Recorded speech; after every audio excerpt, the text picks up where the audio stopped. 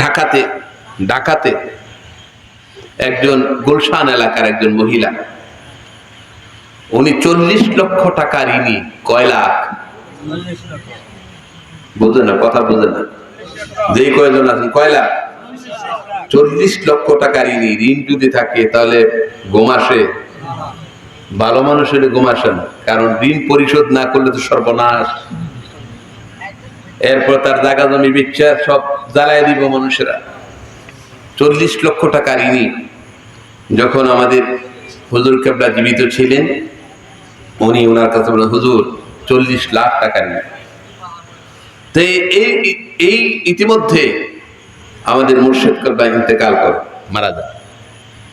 মহিলা পেরেশান হয়ে গেল যে হুজুর কে বললাম আমি 40 লাখ টাকা ঋণী, এখন আমার ঋণটা পরিশোধ হবে কেমনে?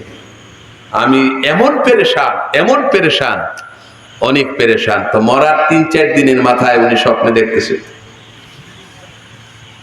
এটা হলো বাস্তব, যে মরলেই মানুষ শেষ হয়ে যায় না। মরার এই মা বোনেরা শোনেন, মরার 3-4 দিন পর উনি স্বপ্নে দেখতেছেন যে পীর সাহেব হুজুরকে স্বপ্নে দেখলেন। উনি বলতেছেন, হুজুর আপনি মারা গেলেন, আমার 40 লাখ টাকা ঋণী, আমার এটা কি করে গেল?